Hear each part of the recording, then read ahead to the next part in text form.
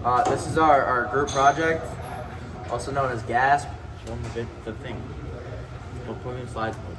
I thought you were gonna put on top of it. Hell no. This is the engine. The engine is used to power the vehicle through the use of exploding fuel to push a piston to turn a crankshaft, which will eventually turn the wheels. There is three main types of engines: a V engine, where the pistons are aligned in a V; an I engine, where they're all lined up perpendicular to each other across a straight line; and a rotary engine, which is like a triangle inside of like a oval sort of thing. It blows up 3 times. Braking systems. No, you said we were going to war. But generally, and it's always after I get surprised. Braking system is used to stop the car and slow it, giving you more control.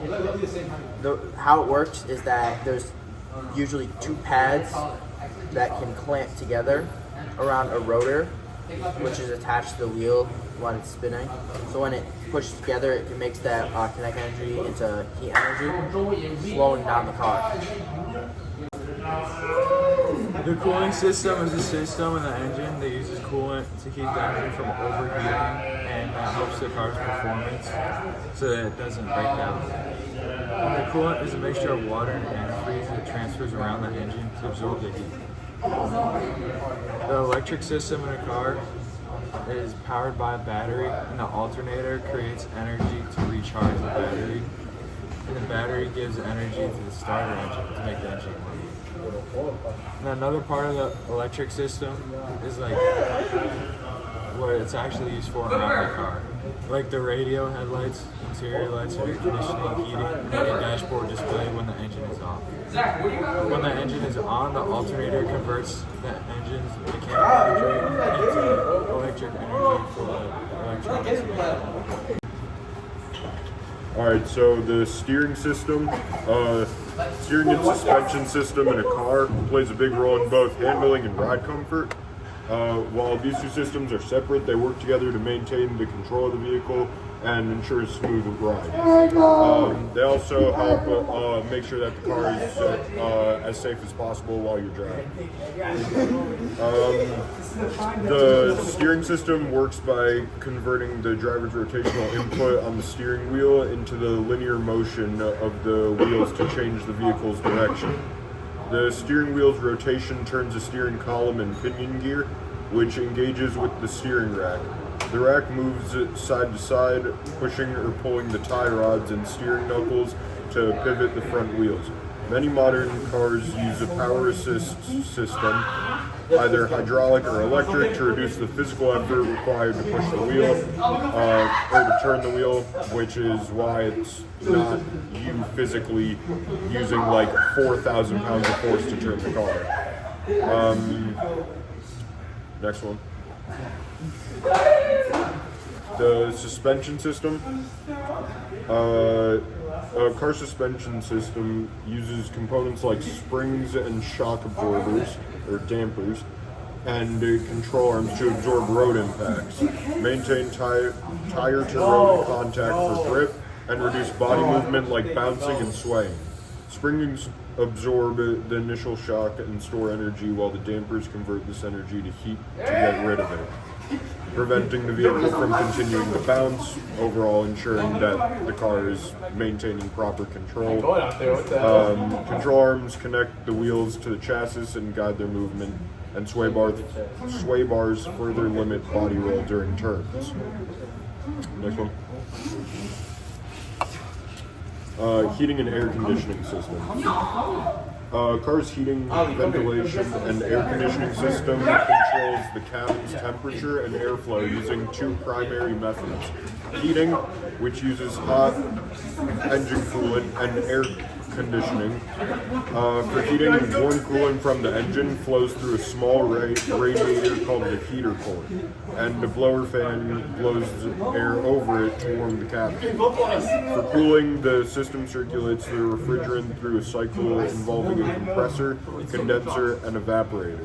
This cycle absorbs heat from the cabin air, making it cold, and then the blower fan directs this cool dehumidified air into the car through the vents.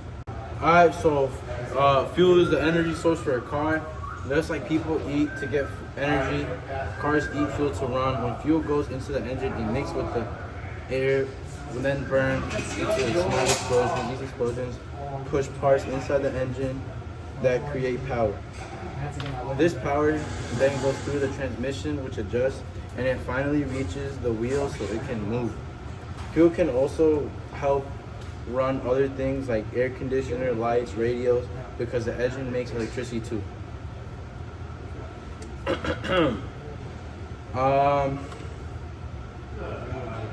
Using the right fuel keeps the engine clean and safe, which makes the car last longer.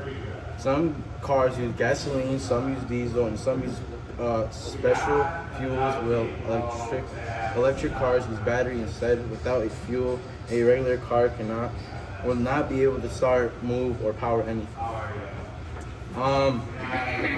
Fun facts about fuel. A car burns about 20 little fuel explosions every minute when driving fast. Gasoline comes from crude oil, which is made from plants and animals that died millions of years ago. Transmission system.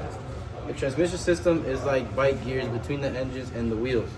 The engine makes power, but it's too fast, not always the right strength. The transmission changes into the right mix of speed and strength so the car can move smoothly. The transmission is a helper between the engine and the wheels.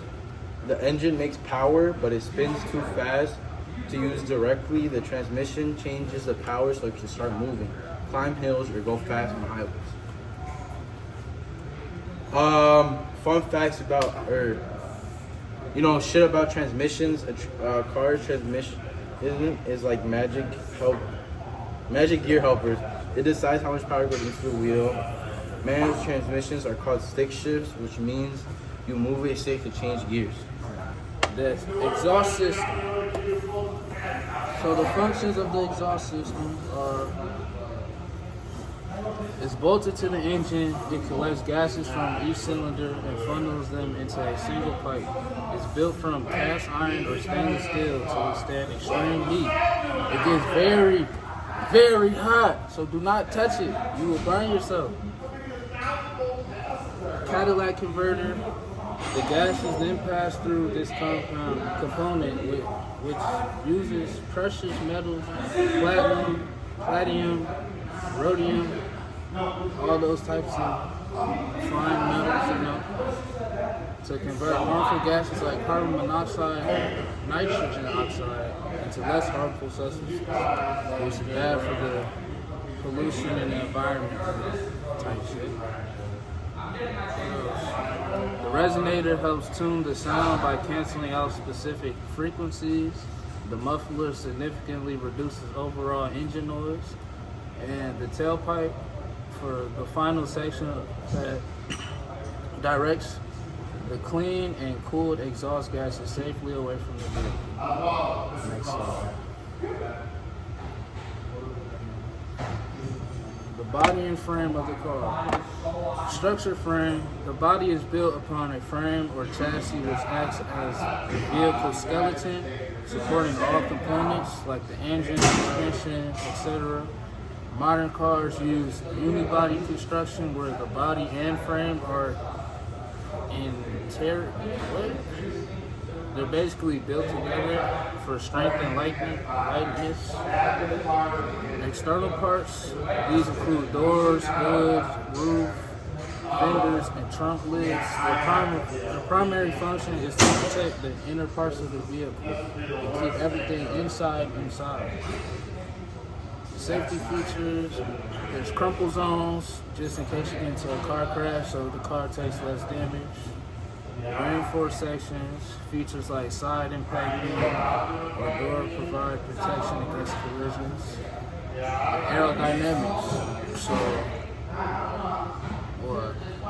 the car is built a certain way to reduce drag, so it's easier to go through driving and not use up all your fuel type shit. Next slide. Ooh, we got that 2 minutes. The chassis. Okay. The chassis supports the entire weight of the car, including passengers and cargo, and must be strong enough to withstand dynamic forces for acceleration, braking, and cornering. Rigiding and handling. It helps the car rigid, preventing excessive twist or bend or shift. Chassis is essential for important handling and stability. The chassis serves as the central mounting point for all major mechanical parts, including the engine, transmission, suspension, wheels, and brakes, ensuring they remain in proper alignment. Force and distribution. It works as tandem with the suspension to absorb and distribute force from road impacts like car accidents, or bumps and potholes, helping smooth ride and maintain vehicle control. A strong chassis is crucial for occupant safety during a crash. In modern unibody designs, the intricate chassis includes crumple zones that absorb impact energy and materials. The chassis are typically made of high-strength steel and durable in stiffness. Through high-performance vehicles may use lighter materials like aluminum or carbon fiber.